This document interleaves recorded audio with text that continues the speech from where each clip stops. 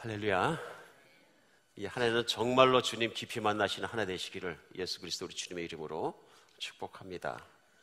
우리가 새해가 되면 가장 흔하게 하는 일이 뭐냐 하면요, 소원 비는 일입니다. 여러분 어떤 소원을 가지고 비시는지, 어떤 소원을 가지고 기도하시는지 제가 좀 궁금합니다. 다 나름대로 소원이 있는 줄을 믿습니다. 새해는 하나님이 원하시는 소원이 우리 가운데 생겼으면 좋겠습니다. 헬렌 켈러라는 분이 유명한 분이시죠. 이분이 삼중고를 겪으면서 인생을 사셨습니다. 볼 수 없고 말할 수 없고 물론 들을 수 없고, 그러니까 이렇게 어떤 정보를 획득한다거나 할 때 다른 아무 능력이 없고요, 느낌, 손바닥의 느낌이나 이런 감각을 사용하실 수밖에 없었습니다. 보고 듣고 말할 수 없는 삼중고라는 게 인생을 살아가면서 엄청나게 불편한 것이죠. 근데 이분의 책 중에서 사흘만 볼 수 있다면 하는 책이 있습니다. 그래서 3 days to see 하는 그 책이 있는데, 그 책에 3일간만 내가 눈을 볼 수 있다면 뭘 하겠느냐 하는 질문 속에 그분이 이렇게 얘기하셨어요. 첫째 날 사랑하는 사람들을 다 불러 모아놓고 그동안 목소리로만 듣던 그 아름다운 모습을 바라보겠다. 둘째 날 나는 새벽에 일어나서 밤이 낮으로 바뀌는 감격적인 순간을 보고 싶다. 셋째 날 나는 다시 한번 해 뜨는 광경을 바라보겠다. 그리고 거리에 나가서 사람들이 오가는 모습을 보겠다. 참 어떻게 생각하면 소박한 소원입니다. 우리는 매일 하는 일입니다. 그러나 그것이 그분에게는 간절한 소원이었습니다. 어느 날 숲을 걷다가 다 걷고 나와서 친구에게 물어봅니다. 숲이 어땠냐? 그래서 그 친구가 얘기합니다. 그저 그래. 그러나 그것이 헬렌 켈러에게는 간절한 소원이었습니다. 정말 그분이 눈을 떠서 그 모든 걸 다 보지 못했지만 예수 그리스도 주님을 믿음으로 말미암아서 천국에서 지금 환한 시야로 모든 걸 보고 계실 줄 믿습니다. 우리가 눈이 뜨이면 보이는 것들이 있습니다. 특별히 우리 신앙에 있는 믿음의 눈이 뜨이면 천국이 보이는 것입니다. 그렇죠?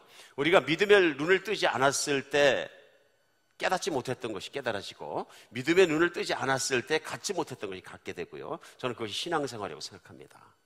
그래서 신년 들었으면서 우리가 같이 지난 금요일, 토요일, 오늘까지 신년 축복 성회를 하면서 간절한 소원은 뭐냐면요, 우리의 믿음의 눈이 떠진 것처럼 그렇게 천국을 누리게 하여 주시옵소서. 왜냐하면 천국은 예수님 믿으면 누구나 들어갈 수 있지만 안타까운 것은 뭐냐면요, 천국에 들어갔고 교인이 됐고 신앙의 삶을 살면서도 천국을 누리지 못하는 분이 의외로 많다는 것입니다. 천국은 내가 죽어서만 들어가는 것이 아니고, 내가 죽어서 새하늘과 새 땅에 들어가서 사는 그 천국도 우리가 간절히 바라야 되는 것이지만, 중요한 건 뭐냐면 예수님 말씀대로 천국은 예수 믿는 순간부터 누려지는 것입니다. 그러니까 어떤 분에게, 우리 모두에게 물어볼 수 있죠? 천국 가기 원하십니까? 그럼 교회에 나오시는 분들은 대답이 뭡니까? 예스. 예스 갖고 안 될 것 같으니까 아멘. 아멘 갖고 안 되니까 아멘, 아멘. 그것만은 놓치고 싶지 않은 거죠. 그렇죠? 당연히 천국 가고 싶습니다. 그럼 지금 당장 천국 보내드릴까요? 그럼 뭐라 그래요? 좀 생각해 봐야 되겠습니다. 제가 지금이라도 보내드릴까요? 그러면 조금 멈칫멈칫합니다. 왜 그렇습니까? 세상도 밥 먹고 살만하고 여러 가지가 있고 건강하고 그러면 그런 대로 살만하거든요. 조금만 더 있다 가겠습니다. 이게 보통 우리가 가질 수 있는 천국에 대한 관점들인 것 같습니다. 그렇죠? 근데 실제로 천국은 그런 것이 아니고, 천국은 이 땅에서 누려질 수 있는 것입니다. 만약에 이 땅에서 그 천국이 누려질 수 없다면 내가 죽어서 가야 되는 새하늘과 새 땅, 그것도 우리가 간절히 바라지 않을 수도 있다 그런 얘기입니다. 그러니까 중요한 건 뭐냐면 예수 그리스도를 믿는 순간에 우리는 천국을 이 땅에서 누리는 삶을 살아야 된다는 것입니다. 그래서 그 천국을 누리기 위해서는 그 천국을 알 수 있어야 되고 정말 붙잡을 수 있어야 되는데, 그 천국에 대한 확고한 가치에 눈이 열려서 알게 되는 게 언제냐 하면 예수 그리스도의 십자가의 가치를 알게 될 때, 예수 그리스도의 죽음의 가치를 알게 될 때 우리 눈이 열린다는 얘기예요. 그래서 우리 첫 번째 날에는 뭐였습니까? 우리 십자가의 능력에 대해서. 그래서 고린도서 1장 18절에 보면 십자가의 도가 멸망하는 자들에게는 미련한 것이로되 구원받은 우리에게는 하나님의 능력이라. 예수님을 안 믿는 분들에게 십자가의 도를 얘기하고 예수님이 십자가의 도로 가신 걸 얘기하면 진짜 나는 그와 관계없다고 얘기하고요, 심지어는 그 정말로 stupid 이렇게 얘기할 수도 있습니다. 당신 그걸 믿느냐? 근데 믿는 우리에게는 하나님의 능력인 게 분명하다 그러니. 그 능력이란 얘기는 뭐냐면요, 그 순간에 내 죄가 사함받은 것과 하나님의 나라가 열리는 것과 하나님 창조자께 다스리는 왕 되신 나라의 내가 백성이 된 것과 하나님의 자녀가 된 것과 앞으로 내가 현세뿐만 아니라 다가오는 미래에까지도 영원한 삶이 활짝 열려 있다는 걸 아는 거죠. 영적인 얘기죠. 눈의 눈이 아니고 영적인 눈이 열려서 그걸 보게 되는 거죠. 나의 미래와 나의 모든 게 보게 되니까 기뻐지고, 그 기쁨 때문에, 주체할 수 없는 기쁨 때문에 그날부터 시작해서 기쁘고 행복하고 평안하고 노래 부르는 사람으로 산다는 얘기죠. 믿으십니까? 이것이 안 되면 천국을 누릴 수가 없는 겁니다. 그래서 천국을 누리는 시작은 어디냐면 예수 그리스도의 십자가의 바로 그것이다. 근데 무거운 죄가 사함받고 지옥에 갈 수 없는 내가, 갈 수밖에 없는 내가 하나님의 은혜 가운데 하나님의 총애를 받고 살아간다 하는 그 현장인 거죠. 우리 그 다음날 한 거 뭡니까? 우리 어제 저녁에는 그래서 말씀 같이 나누면서 그렇게 천국을 누리려면 두 번째 누리는 건 뭐냐 하면요, 내 옛날의 자아를 갖고 못 누린다. 그 얘기 뭐냐면 나에겐 주인이 바뀌었다. 내가 내 능력으로 신앙생활하고 내가 뛰어다니고 내가 모든 걸 할 때는 문제를 계속 일으키고 먼지를 일으키고 그러는데, 이제부터 예수님이 진짜 주님이 되셔가지고 내가 그리스도와 함께 십자가에서 죽고 이제는 주님이 내 안에서 살아주시고 주인이 되시고 그 주님을 따라서 주님으로, 그야말로 롤도 나의 주님으로 모시고 살아서 예수님의 뜻이 나의 뜻이고 예수님의 희망이 나의 희망이고 예수님의 말씀이 나의 진리가 되었을 때 사람은 매일매일 예수님이 주시는 평안과 기쁨과 하나님의 능력이 내 인생을 휘짓고 나와서 내 가족을 바꾸고 나의 인생을 바꾸고 나의 교회를 바꿔주시는 하나님의 능력을 체험하게 된다. 내 능력이 아니고 하나님의 능력이 나를 끌어가시기 시작한다. 그것이 우리 두 번째 날에 알았던 것입니다. 내가 죽지 않으면 예수님은 살아나지 못한다. 철저한 신앙이죠. 나를 완벽하게 예수님께 내어드린 것, 그것이 십자가입니다.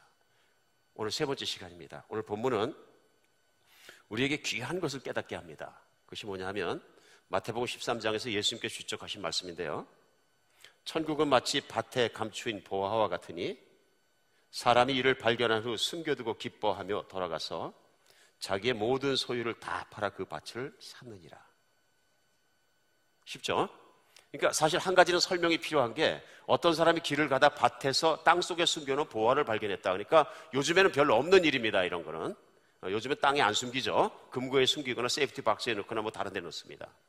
근데 그런 기관이, 금융기관이 하나도 없던 2000년 전에는 보통 사람들이 자기의 큰 돈을 숨기는 방법은 금을 많이 사가지고 보석들을 많이 사가지고 자기만 아는 곳, 자기가 소유하고 있는 밭에다가 깊이 묻는 것이었습니다. 그러니까 밭 구탱이로부터 자기가 걸었겠죠. 대각선으로 20발자국, 또 왼쪽으로 20발자국, 오른쪽으로 20발자국 딱 찍어서, 그러니까 자기는 그것만 기억하고 있는 거죠. 아무도 모르는 거죠. 깜깜한 밤중에는 사람들이 없을 때 몰래 와서 다 묻어놓고 그 위에 농사를 계속 지니까 아무도 모릅니다. 그렇게 숨겼다는 것입니다. 재산을 그렇게 보관했다는 것이죠.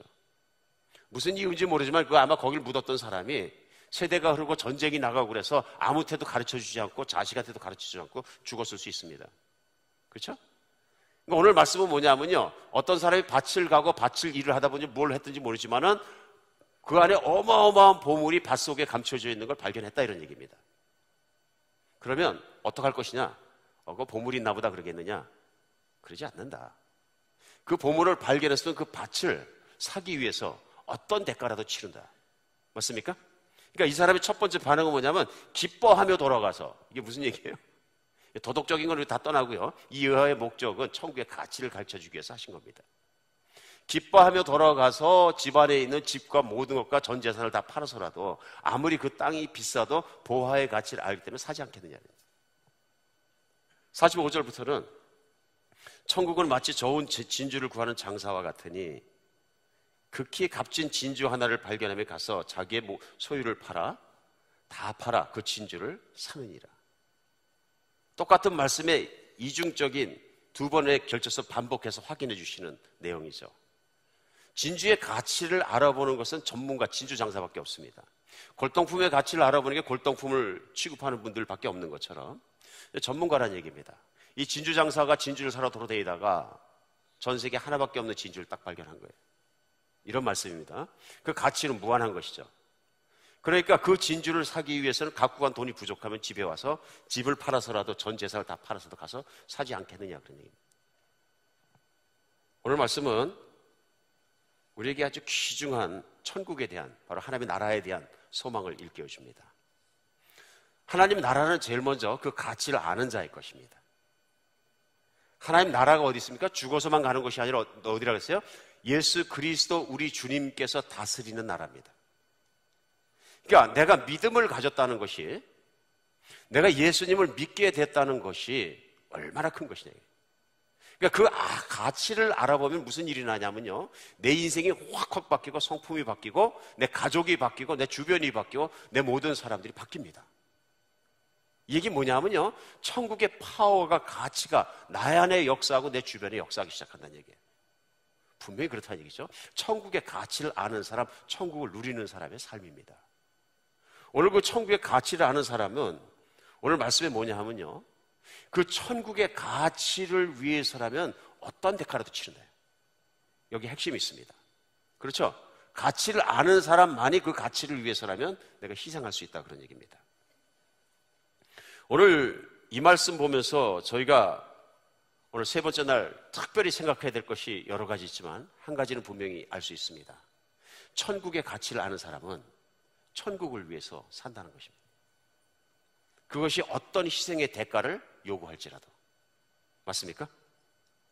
그래서 오늘은 천국의 가치를 아는 사람이 마지막으로 살아가는 태도에 대해서 우리 같이 한번 생각해 보겠습니다.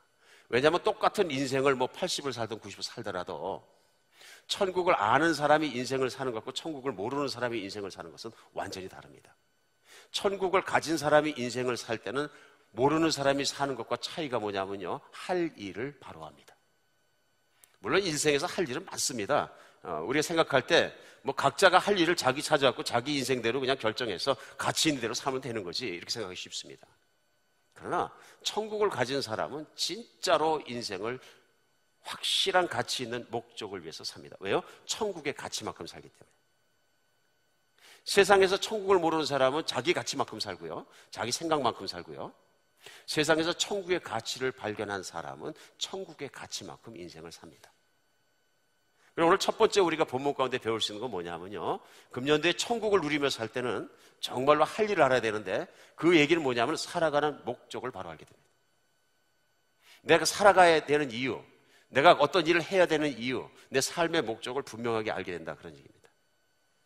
우리 인생의 가장 큰 비극은 돈이 없는 것도 아니고 건강이 없는 것도 아닙니다. 우리 인생의 가장 큰 비극은 목적이 없는 겁니다.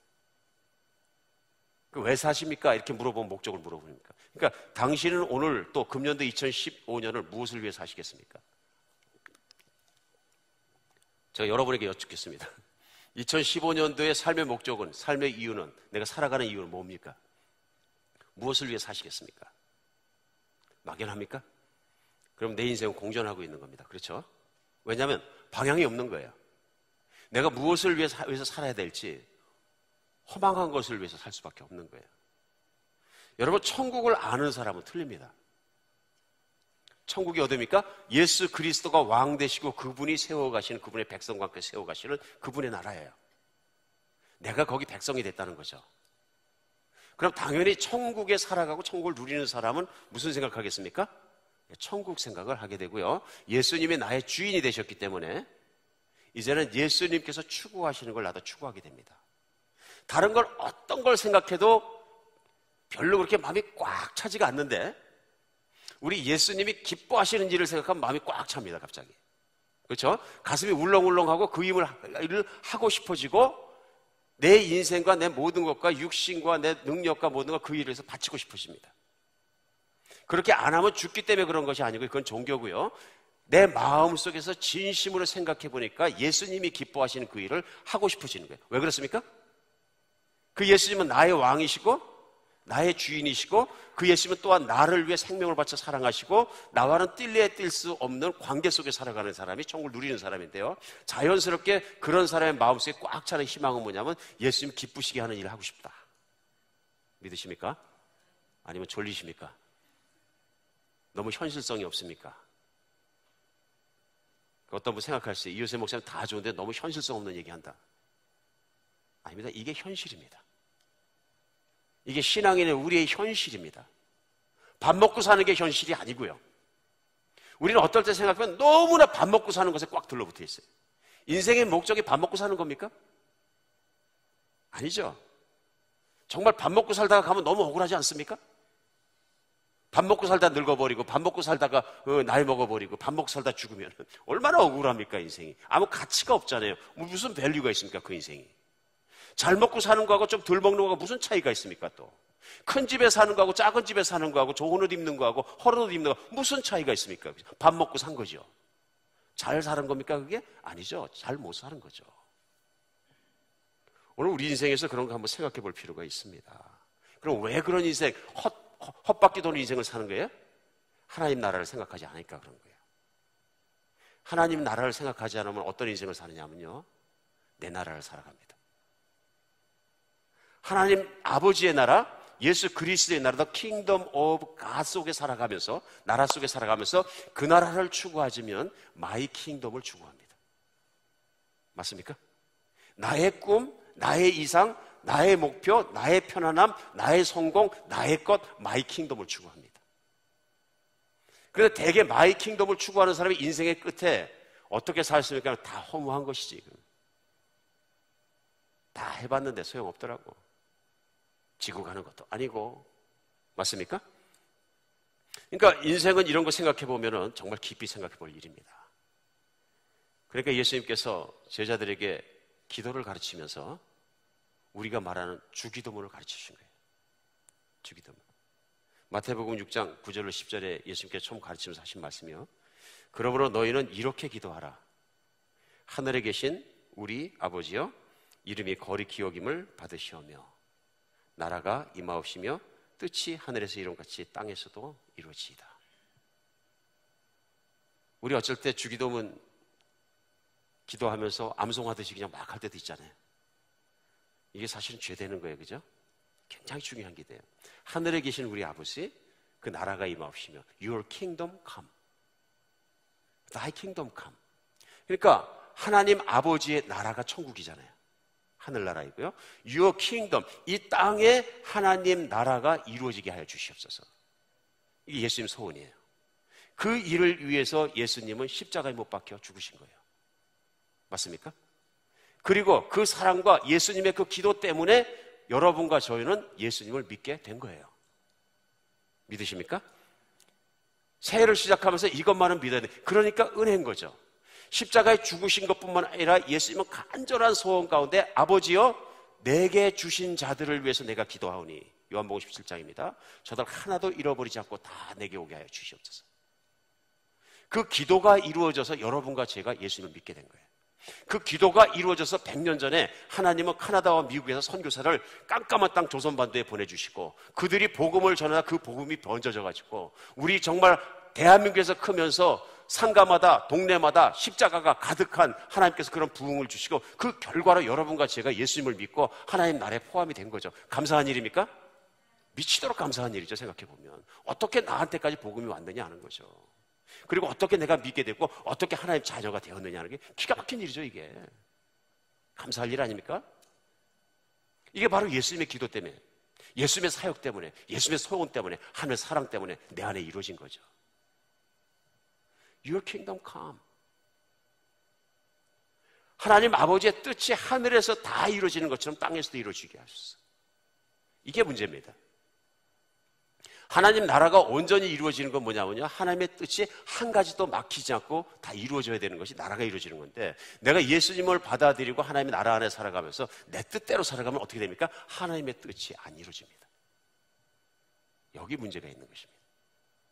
이게 막히면 천국을 누릴 수도 없고 즐길 수도 없을 뿐만 아니라 천국의 목적을 달성할 수도 없는 거죠. 사람이 왜 그렇게 해서 하나님의 뜻을 달성 못하게 하느냐면요, 항상 내 생각을 하니까 그렇습니다. 마이 킹덤, 내 드림, 내 것, 모든 것. 우리의 초점은 예수 그리스도, 나를 구원하시고 내 안에 계신 예수님이어야 합니다. 예수님만 바라보고 예수님의 뜻으로 살아가야 됩니다. 세상에서 이게 안 되면 안 되는 것입니다. 이번 축복성의 기간 동안에 계속적으로 그 인생이 떠올랐던 사람의 이름은 베드로입니다. 베드로는 정말로 평범한 어부였습니다. 무식한 사람이었습니다. 그렇죠? 학문도 부족했고요. 그냥 시골 어부입니다. 평생. 대대로 어부고요. 예수님을 안 만났으면 어부라는 그것이 바뀔 가능성은 제로입니다. 똑같은 일을 반복하게 되어 있습니다. 죽을 때까지요. 그런데 이 베드로가 누가복음 5장에서 게네사렛 호숫가에서 예수님을 만나는 기적을 얻게 됩니다. 고기 그물이 가득한 걸 붙잡으면서 예수님을 알아보는 눈이 열리고요.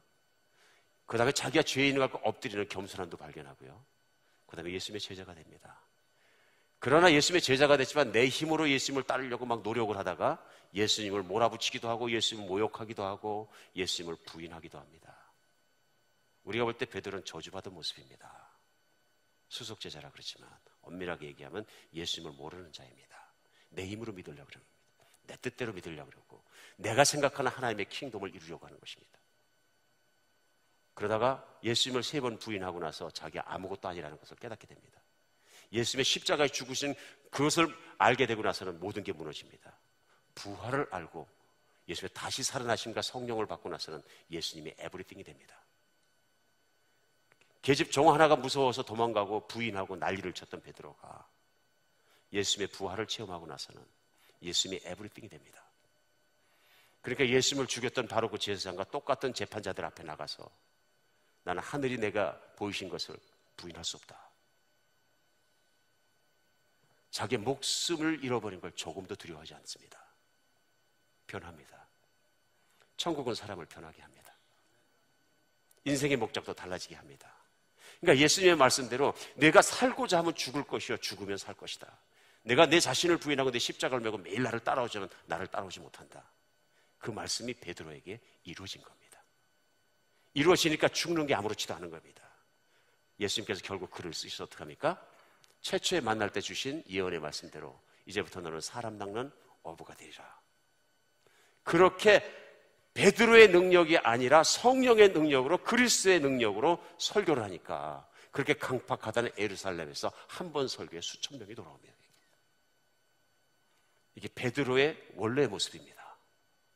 어부로 죽는 모습이 아니라 하나님께 붙잡혔을 때는 베드로의 능력이 아니라 그리스도 예수 우리 주님의 능력이 그를 통해서 번져나가는 것입니다.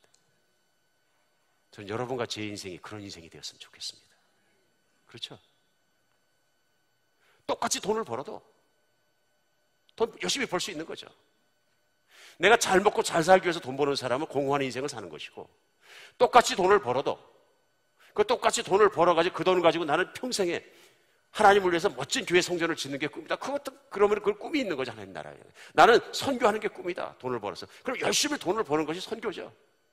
나는 열심히 돈을 벌어갖고서 고아원을 세우고 학교를 세우는 게 정말 꿈이고 그리스도를 전하고 싶다. 그게 꿈인 거죠. 그게 하나님 나라를 세우는 것이죠.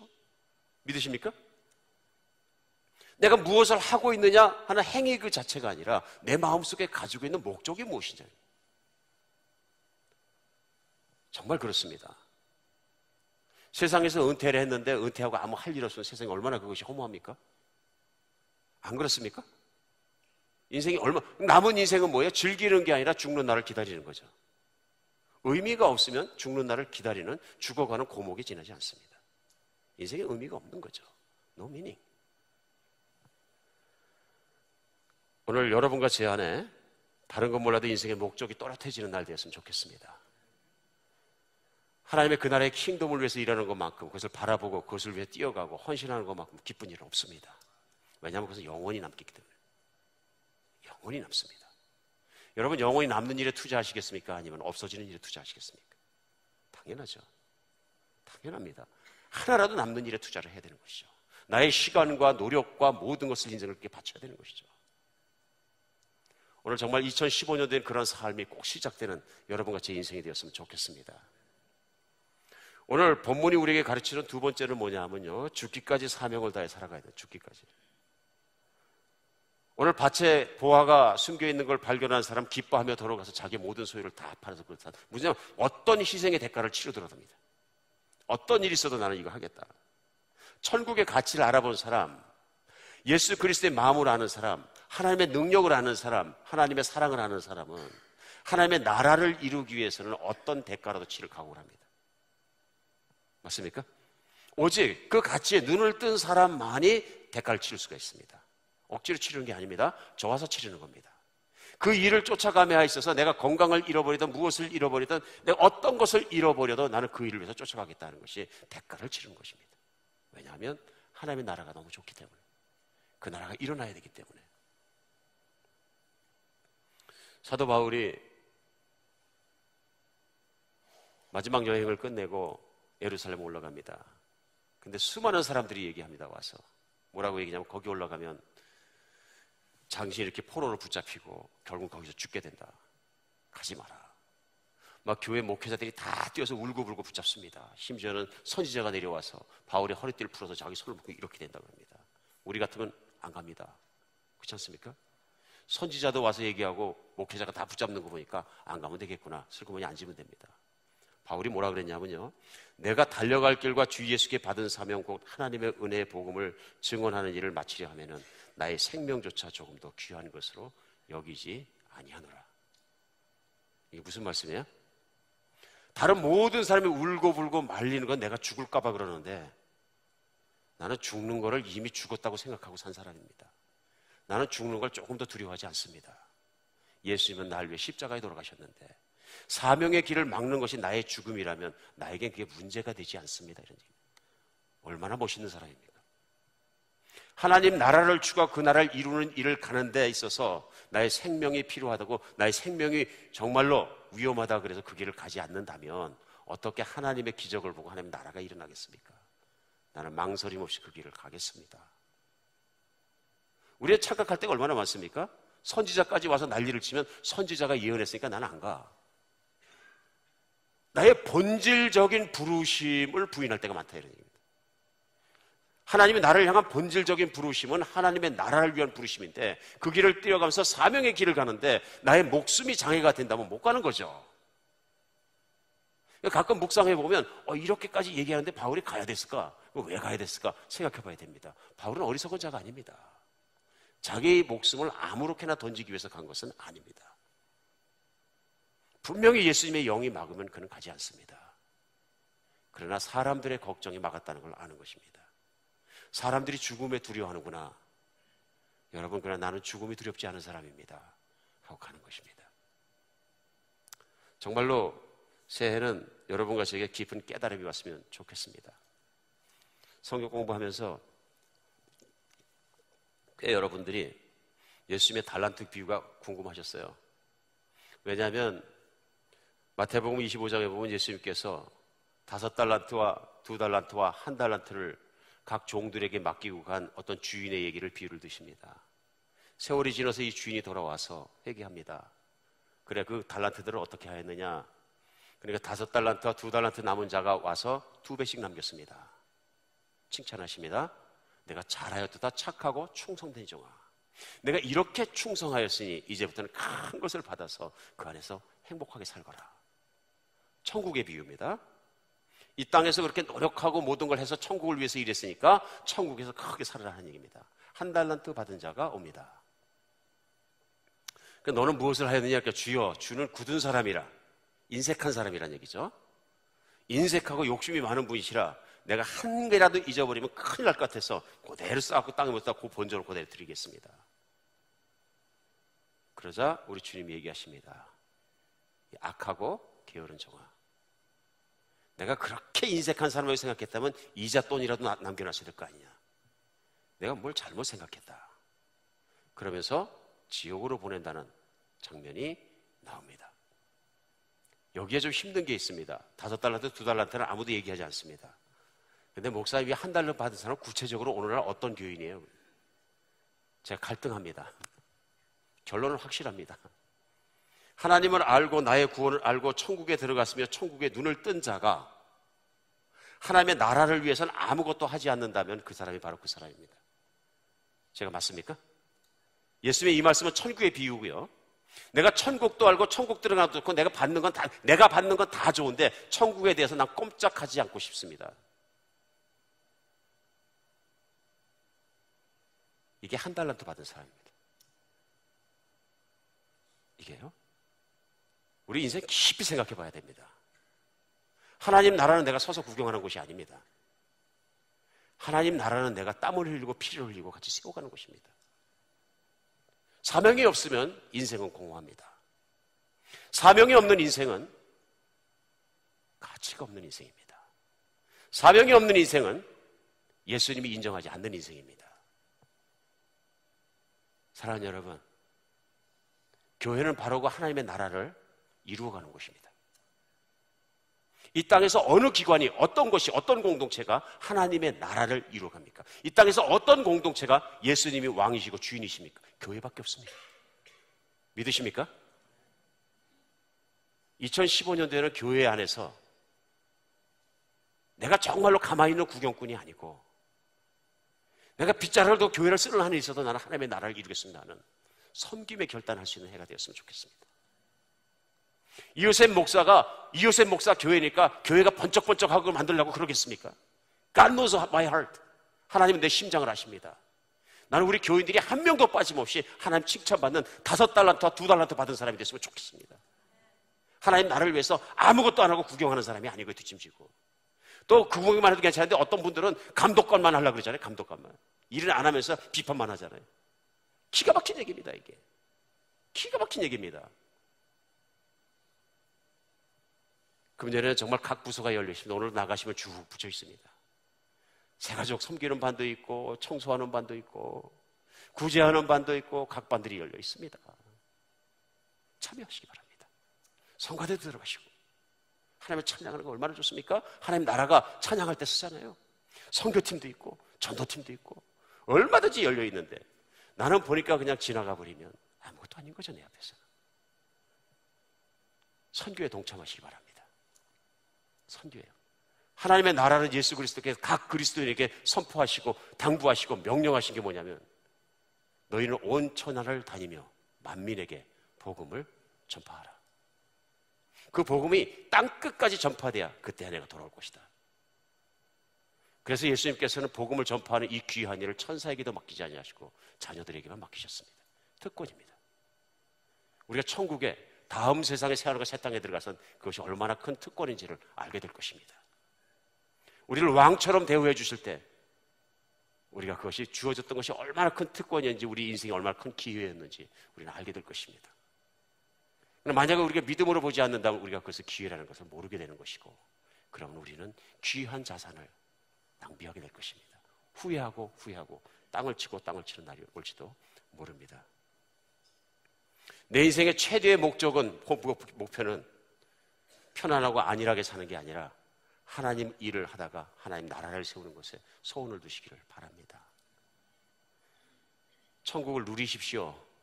그런 많은 분들이 생각합니다. 무사고 금년도 무탈하게 하여 주시옵소서. 편안하게 하여 주시옵소서. 비즈니스도 잘 되게 하여 주시옵소서. 모든 것이 아무 문제가 없게 하여 주시옵소서. 우리는 문제가 없는 삶이 천국을 누린다고 쉽게 생각합니다. 예수님이 말씀하시는 천국을 누리는 삶은 오늘 말씀드린 것 같은 삶입니다. 하나님 나라를 위해서 사는 것입니다. 그분의 통치 아래, 그분의 방법에 따라, 그분의 인도에 따라, 그분의 능력으로 살아가는 것입니다. 그럼 베드로 같은 인생이 생기는 것이죠. 그래서 이번에는 정말로 우리의 소원이, 금년도의 소원이 이게 됩니다. On earth as it is in heaven. 왜 전지전능하신 하나님이 나라를 만드시는데 하늘나라에서는 천사들이, 모든 믿는 자들이 똑바로 말씀을 들어서 말씀 하나라도 어긋나는 것이 다 모든 게 이루어지는데 땅에서만큼은 이루어지지 않는 게 뭐냐면 하나님 말씀을 거역합니다. 하나님 말씀을 반만 순종합니다. 하나님 말씀을 부분적으로 순종합니다. 취세 선택적으로 내가 순종합니다. 이런 일이 없는 새해 됐으면 좋겠습니다. 우리의 소원이 하나님 아버지의 뜻이 이 땅에서 온전히 일어나고 그 일을 위해서 내가 목숨 바치고 뛰어가는 여러분 같이가 됐으면 좋겠습니다. 다음 주일이 되면 예배가 끝나고 이런 마음을 끌어안고 10분이 인도로 또 출발합니다. 그분 나름대로의 재정도 몇천 불씩 하나님께 드려야 하고, 자기 비즈니스 2주간 문 닫아야 하고, 어쩌면 경쟁업체가 자기를 앞서가는 것을 두려워하는 두려움이 있을지도 모릅니다. 자기 직장에서 어떻게 취급받을지 모르는데 직장을 쉬어야 되고, 그런 희생을 감수하면서 선교지를 들어갑니다. 저는 이런 발걸음들이 진짜 하나님 나라를 걸어 들어가는 발걸음이라고 믿습니다. 같이 기도하고 같이 돕고 같이 뛰는 여러분 같이가 되었으면 좋겠습니다.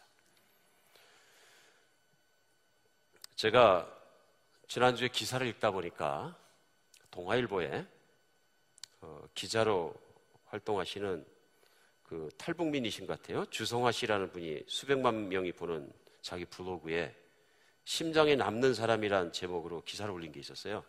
근데 그 내용이 너무 감동적이었습니다. 그래서 오늘은 제가 그 기사를 마지막으로 좀 읽어드렸으면 좋겠습니다. 한번 들어보시기 바랍니다. 기사 내용입니다. 지난주에 1996년 초겨울 연변은 몹시 추웠다. 피골이 상접한 탈북자들이 밤마다 두만강을 넘어 몰려왔다. 거리와 마을은 동냥하는 탈북자로 넘쳐났다. 그때 머리 흰 50대 남성이 나타났다. 그는 연길에선 가장 넓은 축에 속하는 120평방미터짜리 아파트를 3채나 사서 탈북고아들을 데려다가 돌봤다. 1999년까지 3년 동안 그것을 거친 탈북고아는 200명이 넘었다. 그의 이름은 박준재, 미국 시민권자로 제프리 박이라고도 불렀다. 그는 한중 수교가 막 이루어졌던 1992년 무렵쯤 중국에 처음 왔다. 초기엔 흑령강 성에서 사비를 들여 50여 개의 교회를 만들어 농민들을 전도했다. 미국에서 모텔 사업으로 남부럽지 않게 살던 그가 무엇에 끌려 중국 전도에 나섰는지는 알 수 없다. 그러던 중 박 씨는 연변에 탈북자들이 몰려든다는 소식을 들었다. 곧바로 연길로 자리를 옮긴 박 씨는 흑룡강 성에서 전도하던 조선족들의 도움을 받아 탈북 고아들을 돌보기 시작했다. 꽃제비의 존재를 세상에 처음 알린 것이 박 씨라는 주장도 있다. 당시에는 연변에서 활동하는 한국인도 없었다. 탈북 고아를 돌보는 일은 쉽지 않았다. 중국 공안에 2번씩이나 체포되기도 했다. 그렇지만 그는 포기하지 않았다. 미국에 가서 잠깐 돈을 벌고는 그 돈을 들고 다시 태평양을 넘어 지구 반대편 중국으로 날아오기를 50여 차례나 반복했다. 그럼에도 2004년경부터는 더 이상 탈북자를 돌볼 수가 없었다. 당시 탈북자의 공관 진입이 잇따르자 중국 당국은 대대적으로 탈북자를 검거했다. 박 씨는 도와주던 조선족에게 계속 탈북자를 돌본다는 조건으로 연길집 3채를 넘겨주었다. 2004년 11월 23일 그는 마지막까지 돌보던 10대 부흥이를 포함한 6명의 탈북자를 데리고 연길에서 한국행길을 올랐다. 하지만 유일한 길이던 베트남 루트는 그즈음 한국 정부가 베트남에 머무르던 탈북자 468명을 한꺼번에 데려오면서 막혀버렸다. 박 씨는 미얀마 쪽으로 새 루트를 개척하기로 결심하고 12월 초 중국 국경을 넘어 미얀마에 도착했다. 하지만 끝이 아니었다.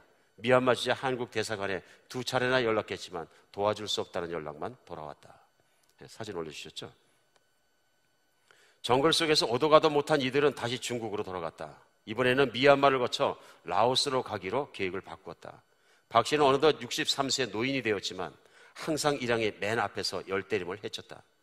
정글에서 헤맨 지 7일 만에야 드디어 라오스가 건너다 보이는 메콩강에 도착했다. 밀항선을 구해보았지만 1인당 1만 위안이라고 불렀다.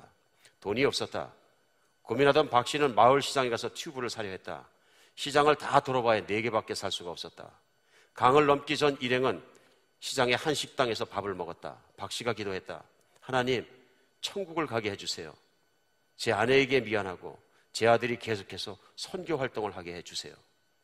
무엇을 예감했을까? 그는 이것이 최후의 만찬이라고 몇 번이고 말했다. 일행은 가장 연장자인 박 씨에게 튜브를 양보했으나 그러나 그는 내가 이래 보여도 미군 출신이라고 주장하면서 기어코 여성들과 아이들에게 튜브를 넘겨주었다. 그러곤 자신은 배낭만 메고 메콩강으로 뛰어들었다. 유유히 흐르는 듯한 메콩강은 막상 사람들이 뛰어들자 사납게 변했다. 일행은 40분 가까이 정신없이 떠내려가다가 강 가운데 보트를 만나 구세일생으로 구조되었다. 일행 중에 막내였던 부흥이가 이렇게 회상했다. 물살이 세서 정신이 하나도 없어요. 어느 정도 정신이 든 뒤에 뒤돌아보니 할아버지는 안 보이고 배낭만 물에서 들락날락하는 것이 보였습니다. 부흥이는 나중에 알았다. 박 씨는 헤엄을 잘 치지 못한다는 것을. 강가에서 몇 시간째 할아버지를 부르며 목나오 울었지만 그는 돌아오지 않았다. 일행은 라오스 경찰에 체포되었고 한국 대사관에 통보됐다. 하지만 라오스 대사관도 이들을 무시했다. 이들은 목숨을 걸고 넘어왔던 메콩강을 다시 넘어 미얀마 경찰에게 넘겨졌다. 미얀마는 이들을 북송하려 했다. 하지만 박 씨의 넋이 이들을 끝까지 지킨 것일까? 미국 시민권자의 실종 사실을 알게 된 미국 정부가 미얀마 한국 대사관에 박 씨의 생사 확인을 요청했다. 그제서야 한국 외교관이 나서기 시작했다. 미얀마 경찰은 말했다. 여기 들어온 북한 사람은 다 북으로 보냈지만 너희는 한국 외교관이 왔으니 한국으로 가게 될 것이다. 정글을 헤맨 지 석 달 뒤에 그들은 한국으로 왔다. 그리고 10년이 흘렀다. 2005년 1월 2일 메콩강에서 탈북자를 위해 목숨을 바친 박준재, 제프리 박의 이름을 기억하는 이는 아무도 없다. 잊어서는 안 될 그 이름을 다시 부르며 소박한 이 글을 그가 머물고 있을 천국에 바친다. 박준재 할아버지, 나는 나침반을 들고 처음으로 헤쳤고 어디선가 넋이 머무르며 지금도 지켜지는 그 루트를 따라 2만 명의 탈북자가 한국에 왔습니다.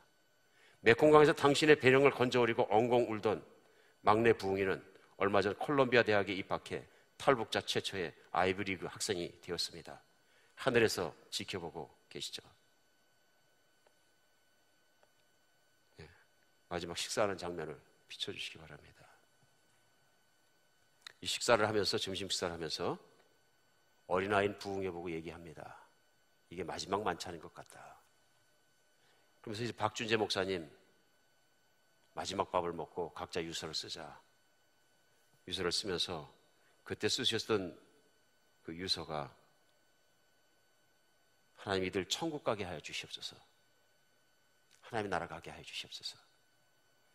하나님 내 아들이 이 선교 사역을 계속하게 하여 주시옵소서. 하나님 제 아내에게 너무 미안합니다. 제가 기사를 찾다 보니까 그 사모님이 조지 아틀란타로 옮기셔서 산다는 얘기는 발견했지만 어느 분인지는 저도 모릅니다. 저는 이분 훌륭한 선교자라고 생각하십니다. 연세 보니까 50대 넘어서야 선교에 돌입하시고 50세 후반이 되어서야 선교에 몰입하시고 또 목회자가 되신 분이십니다. 모태롭을 하시고 보통 집사님이셨겠죠. 하나님 나라에서는 쳐다볼 수 없이 큰 분일 겁니다. 하나님 나라를 위해 사는 사람 하나님이 쓰십니다. 늦지 않았습니다. 부흥이라는 아이가 기억하는 것은 할아버지입니다.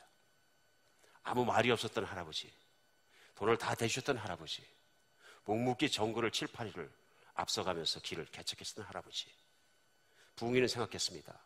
왜 저 늙은 나이에 북한을 탈출했을까? 부흥이는 끝까지 할아버지가 탈북자인 줄 알았습니다. 그러면서 그들을 붙잡고 살려냈던 그분을 오늘 동아일보의 기자 주성아 기자는 내 심장에 남은 사람이라고 씁니다. 그렇게 제목을 붙였더니 부흥이가 얘기합니다. 할아버지가 같이 오는 기간 내내 할아버지는 왜 이런 일을 하십니까? 그러니까 나는 사람들의 심장에 남고 싶어. 얼마나 의미 있는 인생입니까? 얼마나 가치 있는 인생입니까? 얼마나 살아볼 만한 인생입니까? 한 생명만 살려내도 가치 있는 일인데 수많은 생명들을 살려내는 인생 얼마나 가치 있는 인생입니까? 이 신년 2015년도에 여러분과 제 인생이 가치 있는 인생으로 바뀌었으면 좋겠습니다. 예수 그리스도를 만난 사람, 천국을 보는 가치와 인생을 보는 가치가 달라집니다. 새해가 우리 모든 사람에게 진정한 새해가 되시기를 예수님의 이름으로 축복합니다. 기도하겠습니다.